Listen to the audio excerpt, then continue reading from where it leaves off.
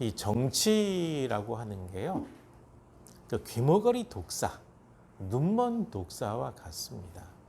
이게 정치라고 하는 것을 원래적인 의미를 이렇게 다 정리를 해서 생각을 해보면 바르게 다스린다라는 거거든요. 원래 정치가 바르게 다스리는 겁니다. 그런데 지금은 이 정치라는 의미가 많이 퇴색이 되어가지고 정치를 하게 되면 목적을 이루기 위해서는 무엇이든지 할 수 있다가 돼요. 그래서 없는 죄를 만들어내기도 하고 없었던 것을 마치 진짜인 것처럼 만들어내기도 하고 죄 많은 사람을 지도자로 만들어버리기도 하고 수많은 잘못된 방향으로 흘러가면서 당리당략, 당의 어떤 이익을 위해서는 어떤 희생도 감수한다라는 방향으로 가기 때문에 당이 서로 마음을 합해서 거짓말을 만들고 주장하기 시작하게 되면 어떻게 말려볼 방법이 없고 해결할 방법이 없습니다. 집단 이기주의에 빠져버리게 되고 여기에 또 현혹돼서 동조하는 사람들이 생겨요. 그래서 정치라고 하는 것은 참 무섭습니다. 근데 오늘 이 본문 말씀에도 지금 정치가 이루어지고 있는 거거든요. 정치입니다. 말 그대로 정치예요. 정직하지 않은 정치가 개입이 되고 있습니다. 오늘 말씀 속에 등장하는 왕이라고 하는 사람은 아그리빠인데요. 이미 로마 식민지가 되어 있기 때문에 왕이 그냥 왕의 자리만 지키고 있을 뿐 정치적인 힘은 없습니다. 헤롯 가문의 아그리빠, 그래서 헤롯 아그리빠다라고 표현할 수가 있을 것 같은데 이 헤롯 아그리빠가 베스도를 방문해요. 가이사라에 있는 베스도를 방문해 가지고 몇 날 며칠 이렇게 머물게 돼요. 머물게 되었을 때 베스도라고 하는 사람은 벨릭스 뒤에 이제 이렇게 부임한 총독이잖아요. 이 베스도가 아그리빠, 헤롯 아그리빠 왕에게 그런 얘기를 하는 겁니다. 벨릭스 총독이 다스리고 있을 때 바울이라고 하는 사람을 잡아두었는데 이 사람 가만히 보니까 로마 법으로는 아무런 죄가 없습니다. 단지 죄라고 하면 유대인들의 법, 대제사장들, 장로들, 지도자들, 유대인 지도자들이 말하고 있는 유대의 법과 관련된 유대 종교인의 법과 관련된 일로 고소받아서 이게 잡혀 있는데 이 정확히 어떤 죄를 정할 수가 없습니다.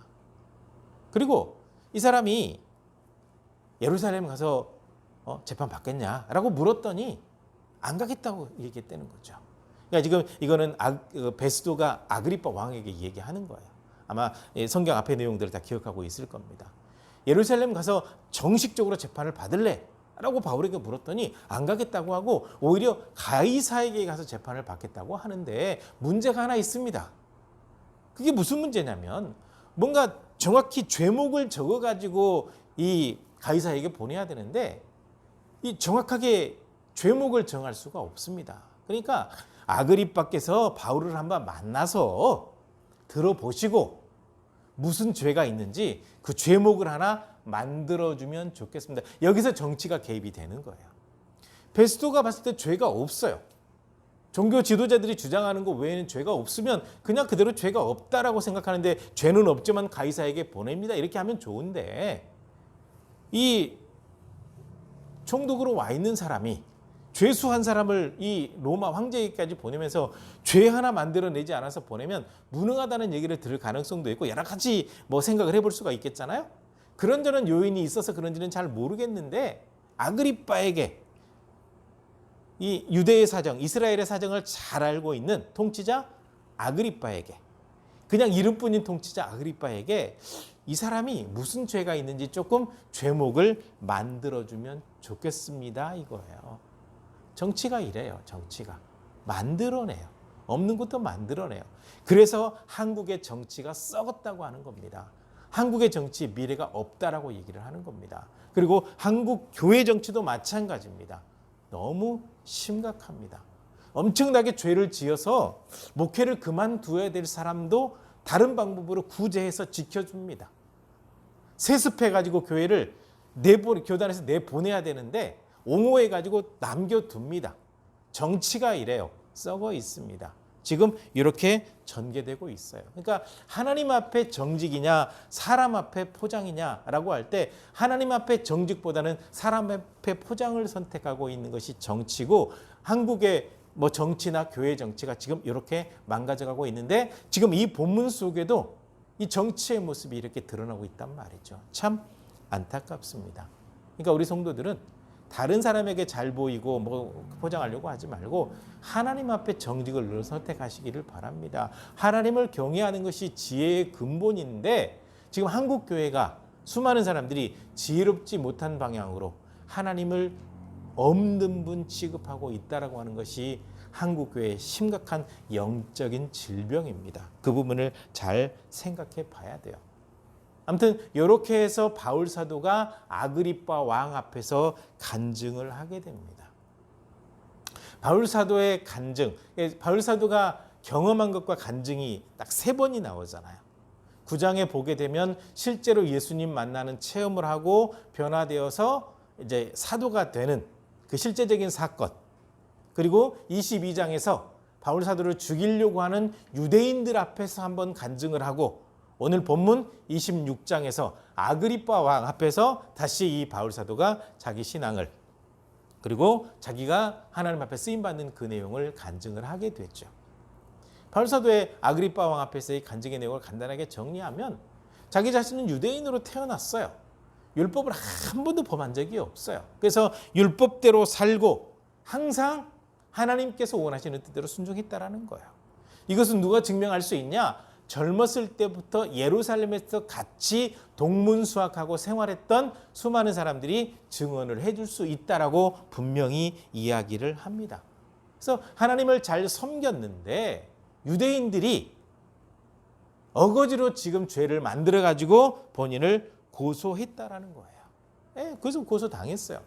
그러면서 자기 자신의 과거도 얘기합니다. 물론 내가 이 복음을 전하기 이전에 이것이 잘못된 줄 알고 예수님 믿는 사람들을 잡아다 죽이고 또 체포하는데 앞장을 섰는데 다마스커스로 체포영장 받아서 믿는 사람들을 잡으러 가다가 예수님 만나게 돼서 변화되었고 내가 지금 이렇게 복음을 전하고 있고 이렇게 하는 일 때문에 내가 지금 고난을 당하고 있다라고 아그리빠 왕 앞에서 간증을 한 거죠. 자신의 과거, 허물, 예수님 만난 그 체험, 그리고 지금 내가 어떻게 살고 있는지. 바울의 간증은 이렇게 구체적이죠. 이렇게 똑같은 내용으로 간증을 했습니다. 간증을 했는데 아그리빠의 반응이 신통치 않습니다. 그러니까 바울 사도가 아그리빠 왕 앞에서 간증을 했을 때 이제 뒷부분의 내용과 연결이 될 부분인데 뒤에 제가 말씀드리겠지만 이 아그리빠는 적어도 바울 사도가 간증하는 내용을 알아들을 줄 알았어요.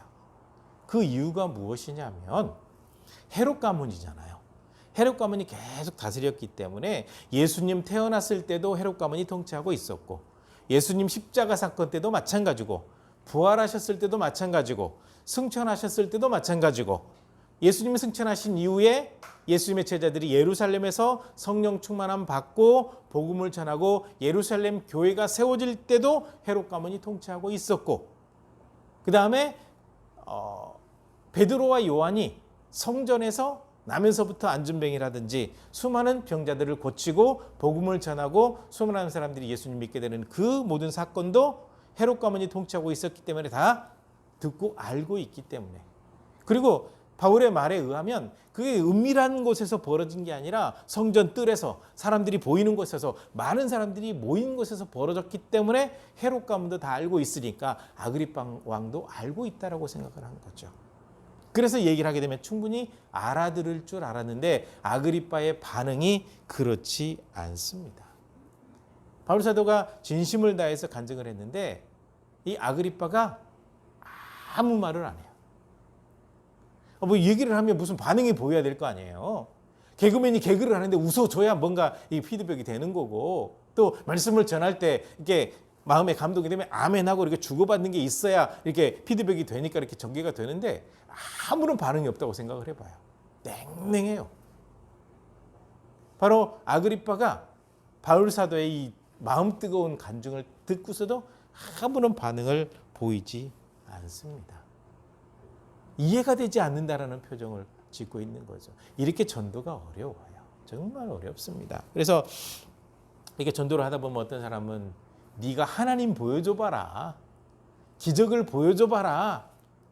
또 어떤 사람은 아예 들으려고 하지 않는 사람도 있어요. 그리고 뭐 다른 종교 가지고 있는데 막 복음 전한다고 화를 내는 사람도 있고, 또 어떤 사람은 미쳤다고 말하는 사람도 있거든요. 그러니까 아그리빠 왕 앞에서 간증을 했는데 아그리빠가 감동이 없어요. 아무런 표정을 짓고 있지 않아요. 그렇게 되니까 같이 옆에 서 있던 베스도가 버럭 화를 내면서 이 바울 미친놈아, 너 미쳤구나. 너 공부 많이 했다며. 공부 많이 한 것 때문에 네가 지금 미쳤구나. 라고 하면서 여기서 굉장히 화를 냅니다. 근데 한편으로는 이해가 돼요. 베스도 입장에서는 충분히 미친 소리거든요. 아마 여러분도 그런 경험이 있는지 잘 모르겠는데요. 신앙이 전혀 없는 상태에서 부흥 집회라든지 간증 집회에 참석하게 되면 도저히 이해가 안 돼요. 저도 그런 경험이 있기 때문에 그래요. 6살 때부터 어머니 치맛자락 붙들고 교회를 다녔지만 교회 다닌 거하고 믿음을 갖는 거하고는 달라요. 알고 있고 그랬지만 이 믿음이 없었죠. 근데 믿음이 확실히 세워지지 않는 상태에서 가서 보니까 방언기도 하는데 다 미친 사람 같고, 또 기도를 하는데 막 1시간, 2시간 계속 기도. 어떻게 저렇게 말이 나올 수가 있지? 뭐 맨정신에 저렇게 나올 수가 있을까? 믿겨지지 않고, 간증을 해도 저게 진짜 사실이야? 저런 일이 벌어질 수 있어? 충분히 그럴 수 있거든요. 같은 경우는 이 베스도 같은 경우는 로마 사람이잖아요. 네. 이방인이잖아요. 도대체 알아들 수 없는 얘기만 하고 있으니까 바울도 미쳤구나. 네가 공부 많이 했다 그러더니 네가 진짜로 미쳤구나. 라고 얘기하니까 바울 사도가 베스도에게, 총독님, 제가 지금 미친 사람처럼 보입니까? 제가 지금 정신 나가 이상한 정신병자처럼 이렇게 보입니까? 제가 미친 것이 아니고 지금 바른 것을 얘기하고 있습니다. 당신은 이해할 수 없겠지만 나는 분명히 하나님 만나고 예수님과 만나는 체험을 하고 영적으로 부름 받아서 진짜로 변화된 사람으로 이 복음을 전하고 있습니다.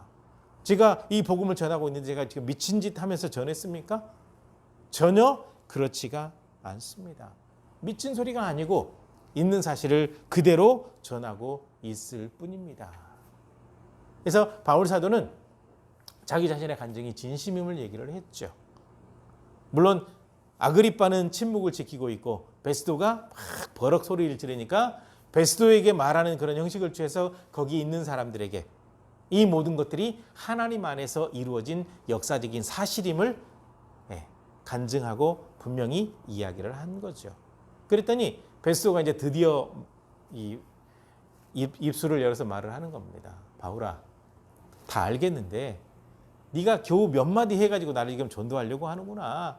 네 말 몇 마디에 내가 넘어갈 것 같으면 진작 넘어갔지. 나는 안 믿어진다. 라는 그런 형태로 표현을 하고 있는 거죠. 그러니까 바울 사도의 기대가 있었습니다.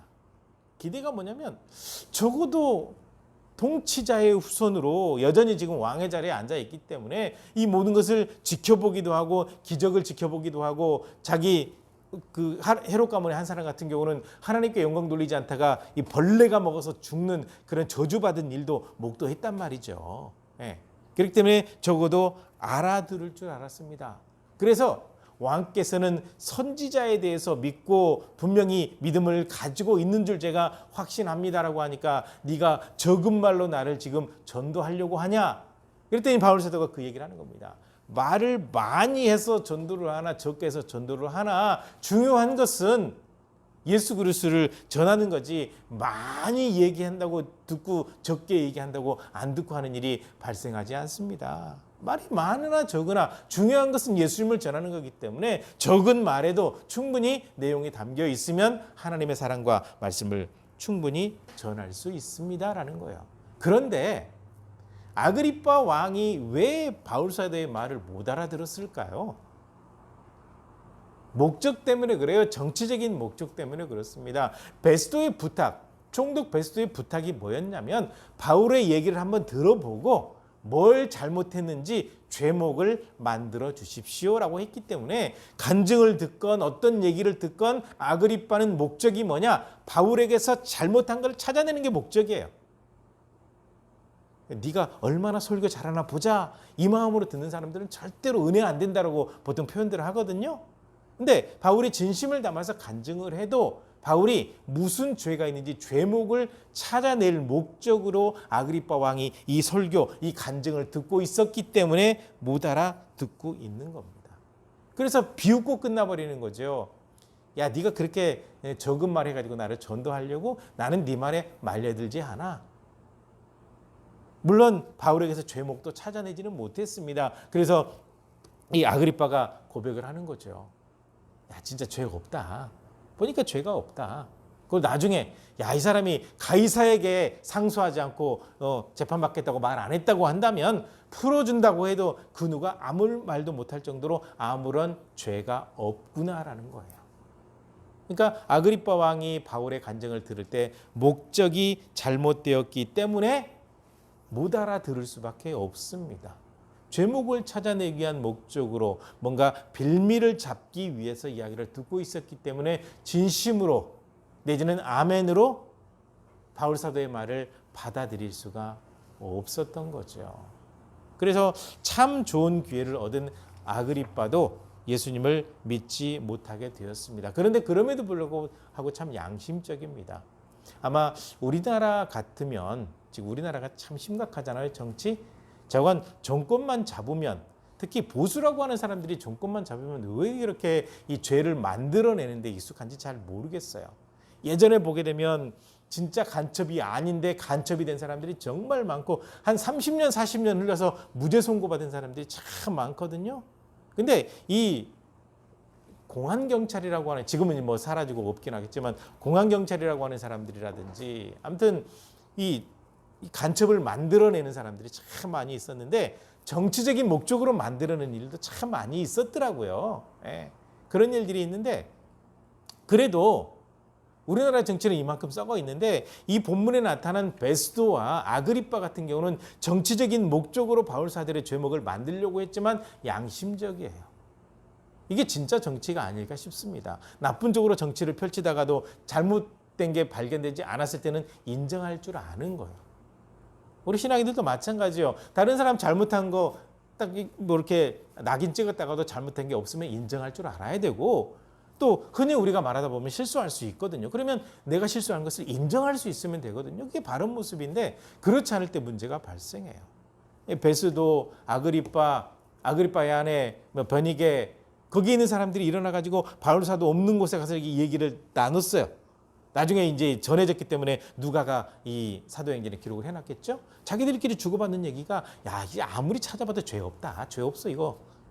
유대인들이 모함한 거지 이 사람 죄 없어, 죄 없어. 풀어줘도 괜찮아. 네, 그렇게 대화를 나누고 난 다음에 이 아그리빠가 베스도에게 가이사에게 상소하지 않았더라고 한다면 석방시켜 줄 수가 있었을 텐데 라고 이야기를 하죠. 이렇게 정치적인 어떤 목적이 있는 대화 상황임에도 불구하고 바울 사도는 무엇을 했냐? 자기가 가지고 있는 그 확신을 그대로 전했다라는 겁니다. 이게 진정한 믿음의 모습이죠. 정치적인 노림수로 재판하는 자리에서 정직하게 모든 것을 다 이야기를 해요. 심지어는 예수님 믿기 이전에 예수님 믿는 사람들 잡아다 죽이는데 앞장섰던 그 일도 다 이야기를 해요. 그리고 그 사람들이 이해는 못하겠지만 영적으로 주님과 만나게 된 사건도 얘기를 해요. 그러고 난 다음에 변화되어서 지금 복음을 전하고 있는 그 모습에 대해서도 이야기를 한단 말이죠. 이게 진짜 간증입니다. 서슬퍼런 사람들 앞에서 재판받는데 재판석에서 바울 사도가 간증하고 있다고 하는 거죠. 이건 어찌 보면 생명을 건 간증일 수도 있습니다. 얼마든지 죄를 만들려면 만들 수 있기 때문에 그래요. 그나마 거기에 있는 사람들이 양심적이었으니까 죄 없다라고 인정을 했죠. 이런 모습이 참된 신앙인의 모습이죠. 확신에 서 있어야 돼요. 그런데 지금 한국 교회가 지금 잘못된 방향으로 가고 있습니다. 기독교가 아니라 기복교라고 하죠. 예수님 믿는 어떤 신앙, 예수님 믿는 믿음을 가지고 있는 사람들의 모임, 이게 교회가 돼야 되는데 복 받는 것을 소중히 여기는 기복교가 됐다라는 거죠. 잘 되는 거, 병 고침 받는 거, 사업 잘 되는 거, 승승장구하는 거, 자녀 결혼 잘하는 거, 뭐 어떤 일들이 뭐 순적하게 잘 진행이 되는 거, 여러 가지 많은 것에 초점을 맞추는 거죠. 그리고 다른 사람에 대해서 얘기할 때, 야, 그 사람 하나님 앞에 복 받았어, 신앙생활 잘하더니 보면 뭐 세상에서 잘된 것만 이야기를 해요. 물론 이게 잘못되었다라는 것은 아닙니다. 하나님 안에 거하게 되면 하나님께서 책임지시거든요. 책임지시기 때문에 뭐 여러 가지 많은 복들이 임하게 돼 있어요. 기도의 응답으로 이루어지기도 하고 하나님께서 부어주신 복으로 충만하게 세워질 수도 있고 하는 부분인데 그게 목적이 아니잖아요. 근데 세상적인 어떤 성공에 자꾸 초점을 두고 있다 보니까 기복교로 흘러가고 있는 거죠. 세상에서 받는 거는 하나님 안에서 누리는 거고 진짜 복은 영생, 하나님 나라의 복이거든요. 그러니까 바울 사도가 전하고 싶었던 것이 바로 그것입니다. 지금 바울 사도가 간증하고 서 있지만요, 세상적인 눈으로 봤을 때는 참 짜잔한 사람이에요. 실패한 인생이에요. 원래 가말리엘 학부 나왔으면 그냥 율법교사가 돼가지고 떵떵거릴 수가 있거든요. 여러분 한번 보시면 그 고린도 교회가 4개파로 나눠졌잖아요. 4개파로 나눠진 이유가 그들의 문화와 연결이 되거든요. 어떻게 연결이 되냐면 굉장히 뛰어난 선생님이 있으면 그 선생님 앞에 치맛바람이 일어요. 이제 우리가 흔히 들을 수 있는 말로 하면 치맛바람이 일어요. 그래서 그 선생님 밑에서 자기 자녀를 교육시키려고 그냥 줄 서요, 줄 서. 그래가지고 우리 선생님이 낫다, 우리 선생님이 낫다 이렇게 나눠지게 되는데 하나님 앞에서 믿음으로 하나가 돼야 되는데 그런 문화가 남아있다 보니까 아볼로에게, 뭐 바울에게, 게바에게, 예수님에게 속했다라고 하는 사람들이 생겨요.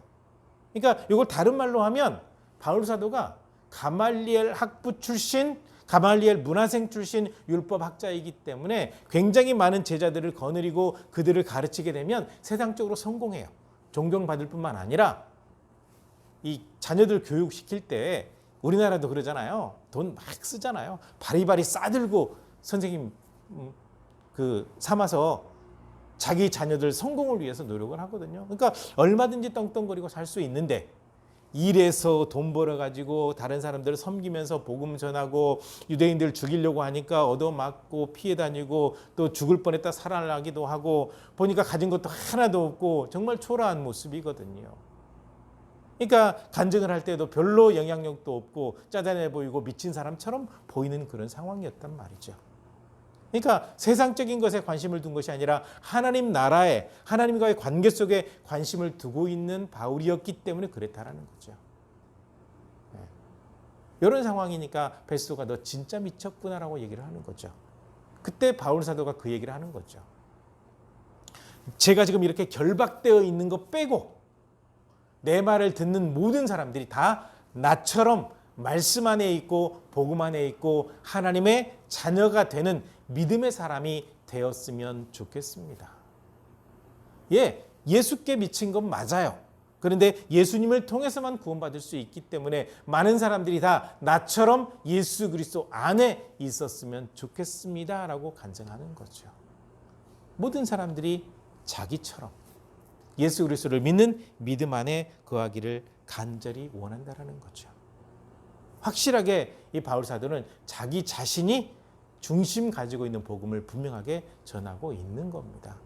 이게 신앙인들의 모습이죠. 많은 사람들이 나처럼 되었으면 좋겠다라고 할 때 이거는 하나님 앞에 하나님과의 관계 속에서 건강하게 서 있는 것을 얘기하는 겁니다. 근데 본받지 못할 만한 모습들이 참 많이 있기 때문에 우리가 스승 삼아도 모델 삼아도 제대로 스승을 찾아야 되고 모델을 찾아야 됩니다.